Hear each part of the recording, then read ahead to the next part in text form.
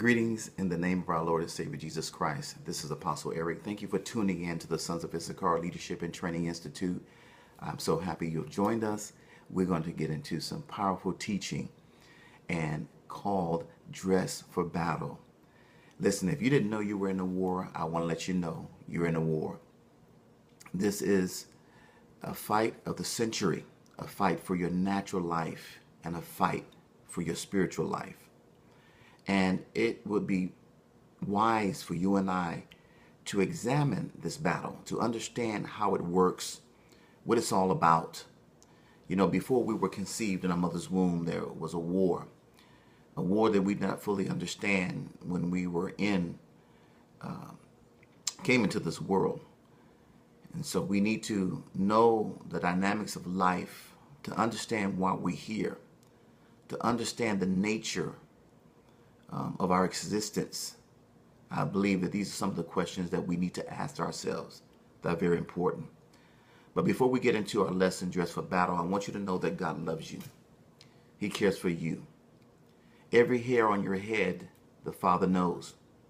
He knows what things you have need of, even before you ask. He tells us in His Word, casting all your care upon Him because He cares for you. He understands you better than you understand yourself. He is the Almighty God, the all-wise God. Be glory, power, dominion, and might forever and ever. These things are too wonderful for me. And I echo what David said. I cannot ascend to it. I cannot attain. But nevertheless, I'm happy. I'm happy to be a part of God's family. I'm happy to be a part of the kingdom of heaven. I'm happy to have my name written in the Lamb's book of life. I'm grateful to have my sins forgiven, blotted out, washed away by the blood of the Lord Jesus Christ. These are great and exciting days, yet these are dangerous days. We must be vigilant. We must be on the alert. We must be about our Father's business. We must be focused and not distracted by the God of this world and all of his toys and dainties and delights. We must recognize that we're in the world, but we're not of the world. This is war. And so we're going to go into our lesson, Dress for Battle, Part 2. Get something to write with. Meditate upon the scriptures. Give thyself wholly to them. Keep your accounts clean. Forgive every day as Christ forgives you. And you'll live a life of joy, righteousness, and peace in the Holy Ghost. Let us pray. Father, thank you for my brother and sister. I thank you for their life. They are a unique, beautiful expression of the hand of God. Bless them, Lord. Heal them, Lord. Set them free. I agree with them. Whatever situation that's going on in their life, I agree with you.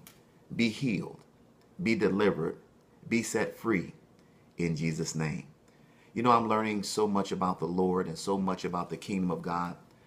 And I want to pour out to you. I believe God has given me a mandate to pour out to you what I have received and gleaned from great men and women over the years. Many of them I never knew. I just read their books. And they've gone on to be with God. And one day we'll be able to say thank you for pouring your heart out and sharing truth with us. Amen. And God wants you to be a warrior. He wants you to be a part of the family of God and to help others in this journey of this human experience. We're talking about dress for battle. You know, I've heard it many times before. Don't leave home without putting on the whole armor of God. Don't leave home without it. Every morning you should gird yourself up symbolically for the day, because the enemy is walking about seeking whom he may devour. We're seeing more and more of demon manifestation in our world. We're seeing more and more of the spirit of Antichrist entering in gullible souls and souls who are unaware. You know, either you're going to be filled with the Holy Spirit or you're going to be filled with the spirit of Antichrist. There's no middle ground. So I want to be filled with the Holy Spirit. Not only just a one-time experience. The Bible says be being filled. I don't want to quench the Holy Spirit. I don't want to grieve the Holy Spirit through my actions. So let's get into the lesson today and get this lesson over to family and friends. They need to know that there is a battle. They need to know that the war is on. The fight is on. Amen. This is fight night. Praise God. MMA. This is battle time. Praise God. So let's get into our lesson. A few scriptures I want to share with you. And I want you to begin to exercise your authority. It is your right. You have power over demons. You have power over the enemy. You have power over any addiction through Jesus Christ. He has set you free. You have the power of the Word of God. Nothing can harm you unless God allows it. Luke chapter 10, verse 18. And Jesus said unto them, Behold, I beheld Satan like lightning fall from heaven. This rebellious archangel who lifted himself up, who wanted to be like the Most High, was cast down. Amen. He was put in his place.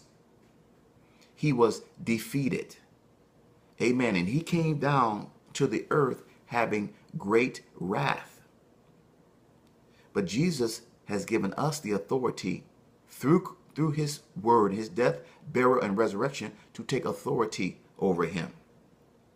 Luke 10:17 says this, And the 70, his disciples, returned with joy, saying, Lord, even the devils are subject unto us through thy name.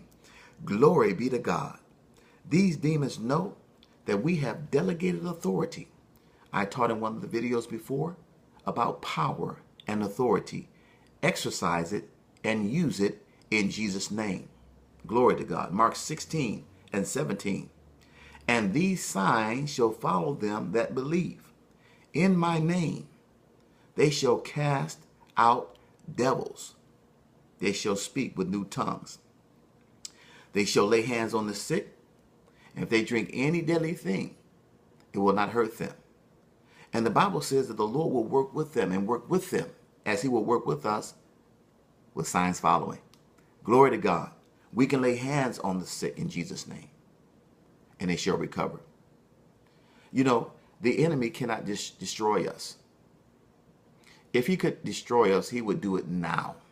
There would be no one left. He has to work as the Lord gives him a leash. He can only do so much. But many times he seduces us to do things and to behave in a way that gives him the advantage that he can come in and bring mayhem and mischief, hurt, harm, and danger in our lives. So we must shore up the boundaries and the borders of our lives. Amen. And set a watch. Praise God. And I thank God that we're not perfect. There's times that we leave the door open where the enemy can come in, maybe through our health, maybe through some medium of communication like television and radio, that we allow the enemy to have access through the gates of our souls. We need to shut the gate, the eye gate, the ear gate. Praise God. And not allow these filthy communications to enter into our souls. We have to be careful today because demonic influences can come through the television, through the cell phone, through the iPad. We have to be very, very careful today what we allow through access to our souls. Demons have been muzzled. They have been cast out. They have been rendered powerless in Jesus' name. Psalms 46:10 in the Amplified Version says this, Let be and be still, and know, recognize, and understand that I am God. I will be exalted among the nations. I will be exalted in the earth. You know, I know that the world is rocking and reeling with issues and circumstances. wars and rumors of wars. The Lord has already let us know. But we're going to be still and know. We're going to do our part to see the transformation of our planet and the return of our Lord and Savior Jesus Christ. I don't know about you, but I want to be on the team. I want to be in the action. I don't like sitting on the bench, and I don't like sitting in the stands, being a cheerleader. Glory to God. They're cheerleaders in heaven, praise God. And they're cheering us on. I want to be in the midst of the battle, praise God, knowing in advance that I already win. I already won. All I have to do is show up. Someone says 90% or 80% of the battle is just showing up. Praise God. Hallelujah. Some people don't want to show up for the battle. But get in the battle and let's wage war. We have everything we need. All the weapons of our warfare has been provided for us. We have the victory in Jesus' name. James 3:6 says this, that the tongue is a fire, a whirl of iniquity. So is the tongue among our members, that defileth the whole body, and setteth on fire the course of nature, and is set of hell. I wanted to highlight this scripture, very important, because many times the Bible lets us know that we're snared by the words of our mouth. I often listen to people throughout the conversation of the day, and they say all type of things. You know, the Bible says, let our words be few. Study to be quiet, because death and life is in the power of the tongue. And those who have this revelation and understanding shall eat the fruit thereof. I don't want to curse myself. I don't want to limit myself by what I say. John 14, Jesus teaches us, if you have faith in God, believe in your heart, I'm paraphrasing, and say unto a mountain, be removed, and not doubt in your heart, but believe those things, okay, and what you say shall come to pass, you shall have whatever you say. Watch what you're saying. You're either moving forward or limiting yourself by your words. Some people talk so much and they curse themselves not even knowing it. They limit themselves without even knowing it. Well, I can't do it. Well, it's never going to happen. Well, you know, if you believe it's never going to happen, it's not going to happen. Praise God. So let's get excited and let's watch the words we say, because our words are weapons of our warfare. Words are containers or vehicles of our faith expression. So speak words of life, not death. Speak words of victory, not defeat. Speak words of faith, not doubt. Glory to God. Speak God's word and not your own. When you pray, don't pray your problems. Don't pray your circumstances. Pray what God said. Hallelujah. Because God hovers and watches over his word to perform it. Glory be to God. Matthew 12:37, Jesus tells us, for by thy words you will be justified, and by your words you will be condemned. This fight that we're fighting is a fight of words. Glory to God. What are we putting in the atmosphere? What are we saying about our loved ones, our spouses, our children? Are we condemning them? Are we cursing them? Praise God. We have to get ourselves under control. You know, elite soldiers go because they're special soldiers. They want more than just the basic training. They have a desire to be an elite force. So is that you today? I don't want to be just a Joe Blow Christian. I want to be an elite soldier in Jesus' name. Hallelujah. I want to see the word of God, not just in word. I want to see it in power. I want to see the demonstration of the glory of God. And so I am preparing my life, preparing my heart and soul, which is the same thing. Mind, will, and emotion, my heart. I'm preparing my intellect through information, reading, and studying. I have yielded my will over to God. God, not my will, but your will be done. I am giving God my passion. I want the fire burning for his will and his plans and purposes. Hallelujah. I pray that you want the same. Joshua chapter 10 verse 25 says this, and Joshua said unto them, fear not, be not dismayed, be strong and of good courage. For thus shall the Lord do to all your enemies against whom you fight. The Lord has fought the battle already. The Lord has already won. He's given you authority and power to exercise and to wield. Stop your complaining. Stop being cowardice. Stop being intimidated by the enemy. Speak the truth in love. Be still and know that God is God. Know that if God be for you, who can be against you? Know that the Lord will fight your battles. Know that the Holy Spirit will give you the words to say in times of trouble. You don't have to meditate about these things and anticipate terror or evil.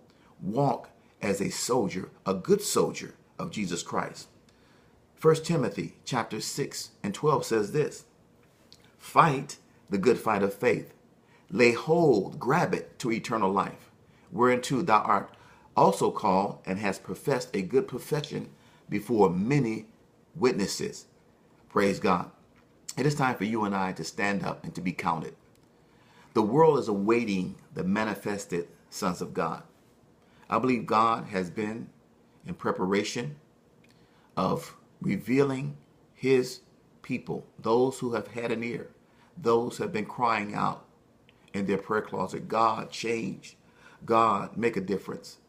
Those, our brothers and sisters, who have been hurting around the world, who are being persecuted for their faith. It is time for us to rise up and not allow their blood to be in vain. Will you be a soldier of Jesus Christ? Will you stand your ground? Will you speak what God is saying? Will you cast out devils? Will you cast down imaginations of negativity? Will you be that ambassador? Will you be that light for Jesus? I know that God is not finished with this planet.